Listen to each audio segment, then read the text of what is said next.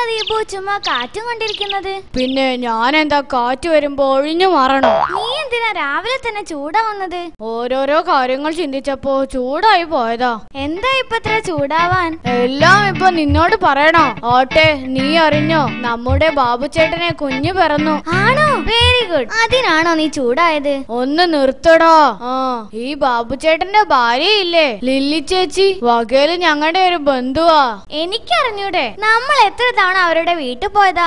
ശരിയാ, നമ്മൾ എത്ര തവണ ആ വീട്ടിൽ പോയി ചായയും പലഹാരവും കഴിച്ചിട്ടുണ്ട്.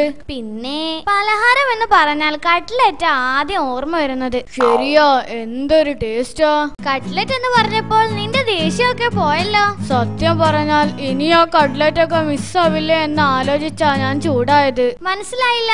ഇനിയിപ്പോ കുഞ്ഞുവാവയൊക്കെ ആയില്ലേ, ഇനി ഫുൾ ടൈം അതിന്റെ കൂടെ തന്നെ ആയിരിക്കും. ഇനി നമുക്ക് കട്ട്ലറ്റ് ഒന്നും ഉണ്ടാക്കി തരില്ല. അവന്റെ ഒരു കട്ട്ലറ്റ് എനിക്കിഷ്ടല്ലത്. അവരുണ്ടാക്കി തരുന്ന ആ കറുത്ത സാധനം.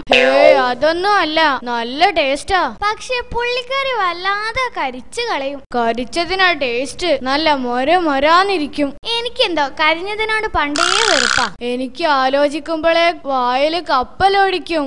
ആ ടിൻഡു, നീ ആ ബാബുവിന്റെ കുഞ്ഞുവാവയെ കണ്ടോ? നമ്മുടെ ലില്ലിയുടെ. അവരുടെ കട്ട്ലറ്റിനെ കുറിച്ചാ ഞങ്ങൾ ഇത്രയും നേരം പറഞ്ഞോണ്ടിരുന്നേ. അത് ശരി, കൊച്ചിനെ കാണാൻ കൊള്ളാം, നല്ല തടിയൊക്കെ ഉണ്ട്, പക്ഷേ നിറം കറുപ്പാ. അതിൽ അതിശയമൊന്നുമില്ല.